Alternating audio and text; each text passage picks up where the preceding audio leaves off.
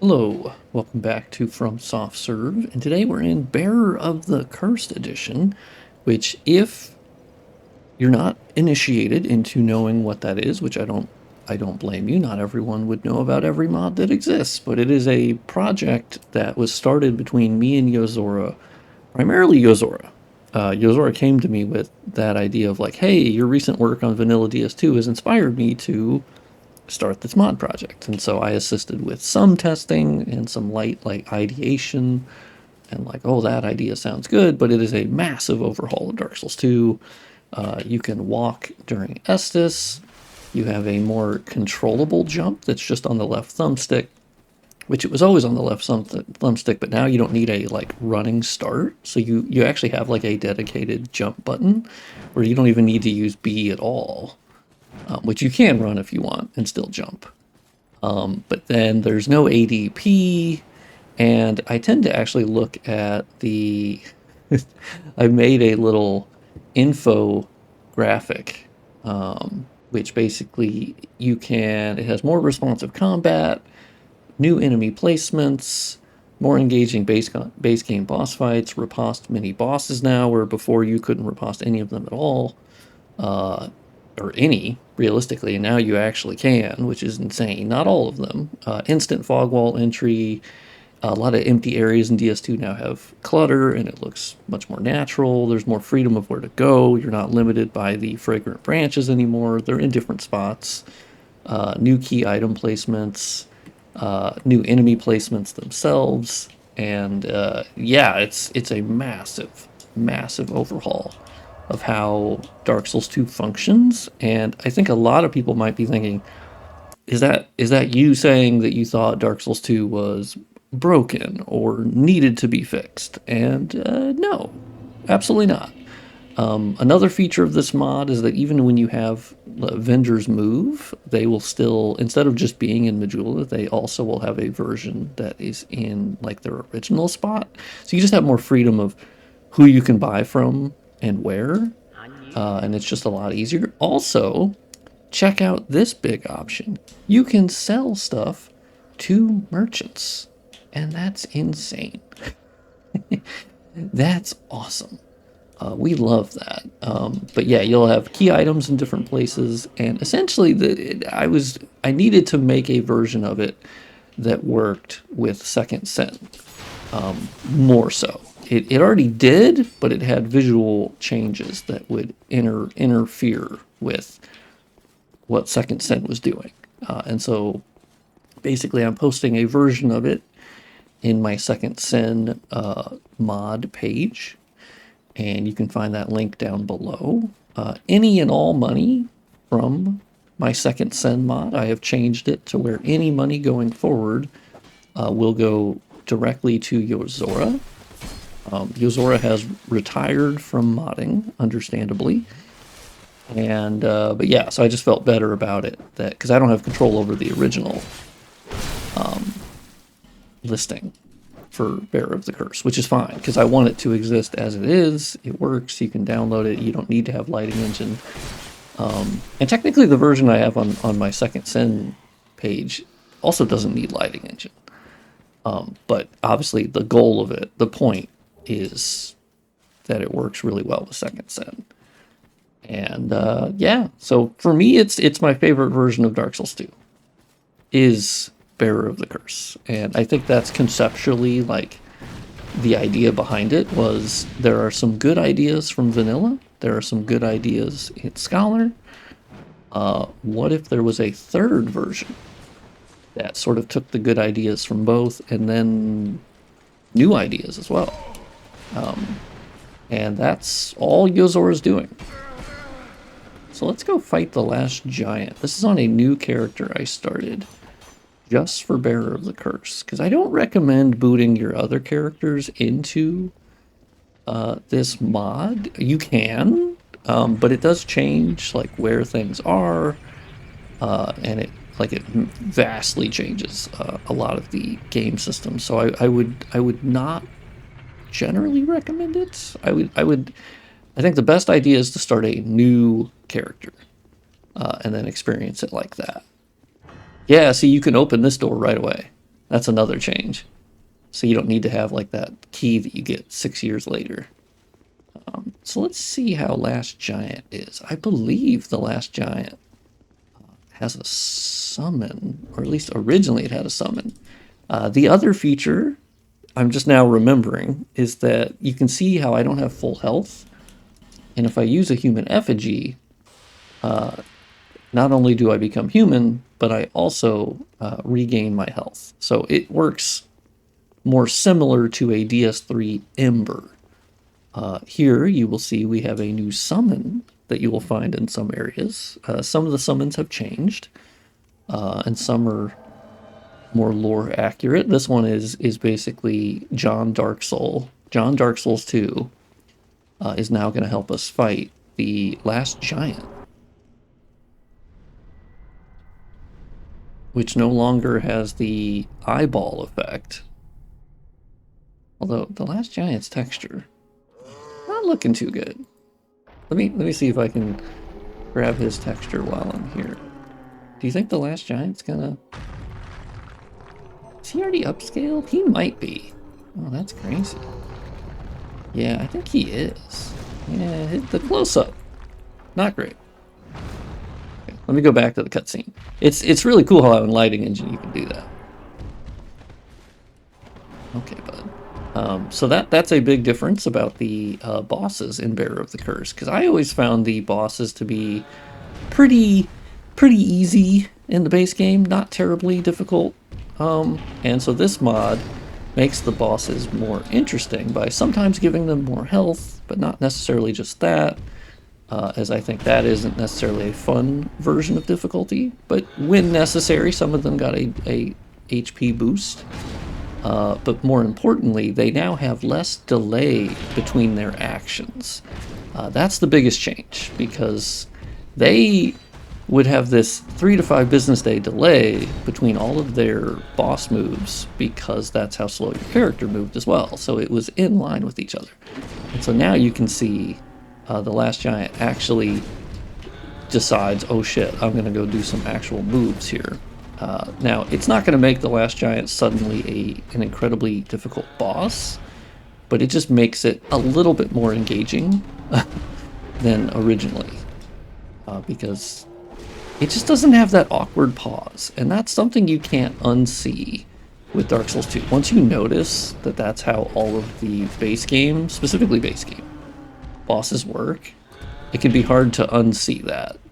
And now that our player has a little bit more freedom of movement and stamina recovery, you basically get a little bit more frenetic Dark Souls 2 experience that is not Dark Souls 3, because that's obviously way quicker. So this still feels like Dark Souls 2, but for me it feels like a more engaging, fun... well, I shouldn't say fun, because I find Dark Souls 2 to be incredibly fun. You can basically view this as just a tuned up Dark Souls 2. It's got some quality of life features. Thank you, Lion John. Lion John Knight? Lion Knight John. Say that quick, like 6 times. Oof. Yeah, some of these transitions are still really tough. That's actually a second sin thing as well. So I'm still kind of tweaking that. Like the specular in here is really weird. So I have to kind of go through the mod and make sure that nothing is interfering with Lighting Engine, and I've still, even while recording this video, I have found things that I'm like, oof, okay, that did not work. But that's because Bearer of the Curse was made not really with Lighting Engine terribly in mind in some ways, and so I just want to make sure it's 100% compatible. But there we did the Last Giant. And I want to show you Pursuer, because I think that... Well, let me level up first. Because I think that will be another sort of showcase for this mod. Because it makes Pursuer... I already thought Pursuer was really, really, really fun. But now Pursuer is super fun, because you can riposte. Also, you'll notice it now says how many souls that these... Lost Undead Souls give you, so you don't have to guess. You can just kind of go, oh shit, okay, cool. So let's level up really quick. Because this is, of course, where you'll notice ADP is not a thing. It still shows up on your stat thing here, but you don't need it. You can still get it for like higher bleed, poison resist, petrify resist. That is still a thing that you can do, but it's basically been decoupled from iframes, so you don't have to. You just don't really have to worry about that at all. So go up to 20 vigor. And then now that we have the soldier key, let's go straight for pursuer. This mod also gives you more freedom of where to go, which I think I talked about a little bit earlier. But you'll notice, like in things betwixt, instead of that statue being there, where normally there'd be an Estus shard behind it, you can now just go in there. You also have different starting items for whatever class you pick. And you can even pick one that has the Rotunda Lockstone. So you can very quickly at the beginning of the game just unlock that and go to Huntsman's Copse if you want. Towards Earthen Peak. Like, why not? Go for it. If it's too difficult, turn back, you know? So I kind of like the freedom of what if you could just go most places? Which is a little bit more vanilla Dark Souls 2 style. It was with Scholar they added the the fragrant branch gating off of progression.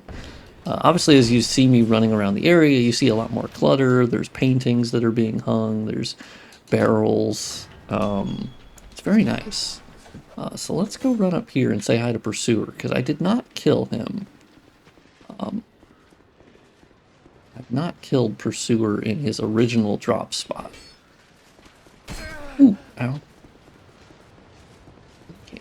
Grab this item, and this is another thing I'll show you, where in vanilla Dark Souls 2 or in Scholar, the fog wall entry took a while, and now it is just like Dark Souls 3 where it's immediate and you can just go in.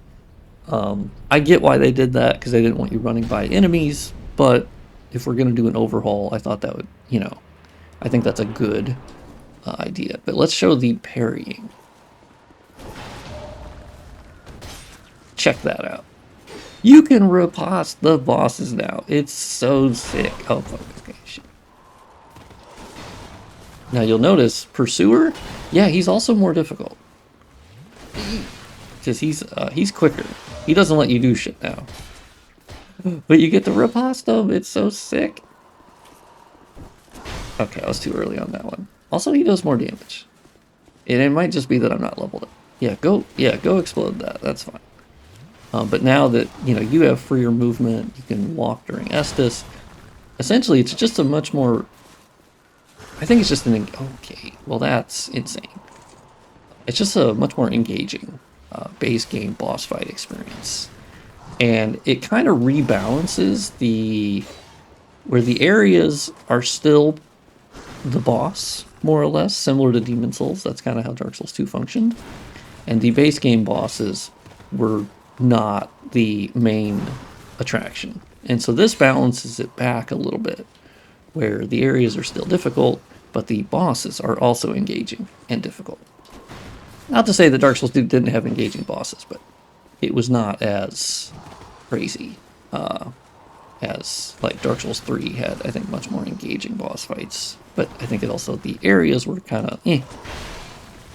And so, ooh, yeah, see, look at him. He was like, I don't give a shit who you are.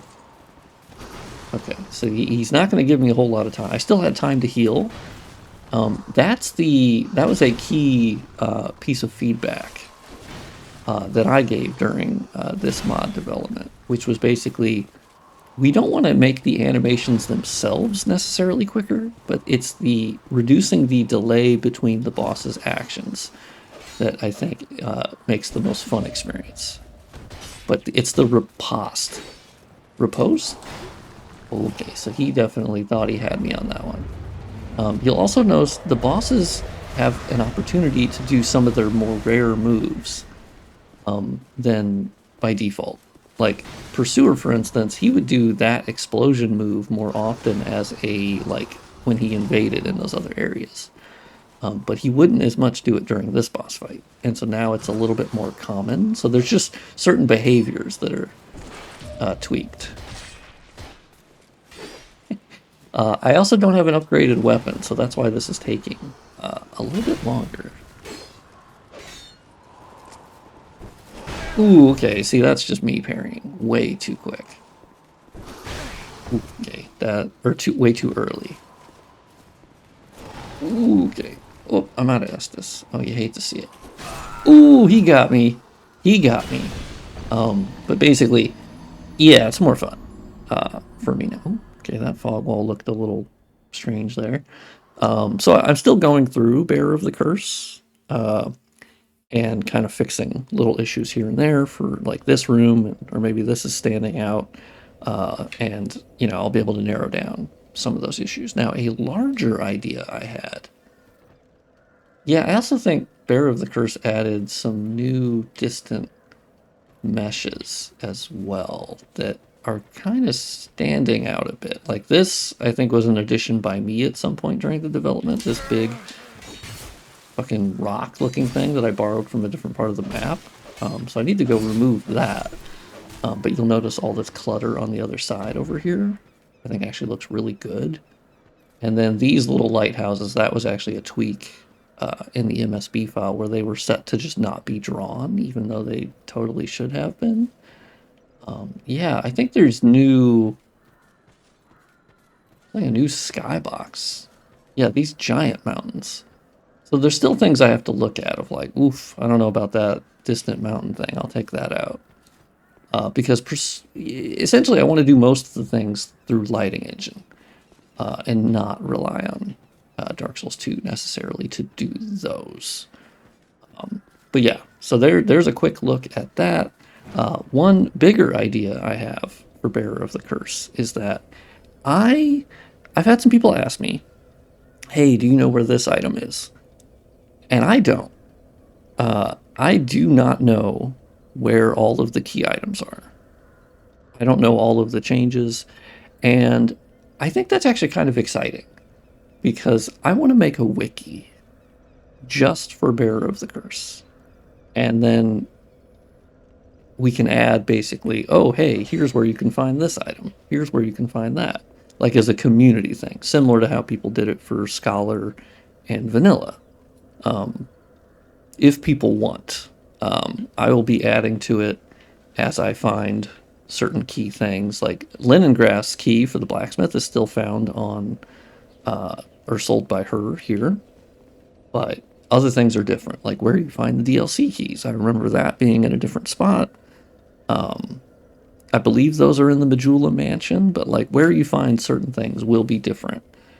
It's a hybrid of vanilla and scholar and new beyond that. So basically, yeah, this is me rambling about how cool this mod is, and I am going to house a version of it for Second Sin. And if you have not experienced Bearer of the Curse yet, I highly recommend it. It's insanely fun. And I've had people DM me like, oh yeah, I did my full playthrough of Dark Souls 2 as Bearer of the Curse. Which I don't recommend for a first playthrough, actually. I think you should experience Scholar of the First Sin. And then when you want to revisit Dark Souls 2, this is just a different version of it. That I would argue, for me, personal preference, is even more fun than the original version of Dark Souls 2 and Scholar. I think this is actually my favorite version of it thus far. And, yeah. So hopefully you check it out. There's a link in the description. I will be updating the Second Sin preset soon, as I've done more work on that, removed some grass here and there, added some new grass and distant meshes and whatnot. So I will be updating that soon. But the link in the description does include the Bearer of the Curse mod in the Second Sin mod listing. You can download it there. And then, yeah, have fun. And let me know in the description, have you played Bearer of the Curse? Do you like the changes? Do you hate the changes? Give me your thoughts. And I will see you in the next video.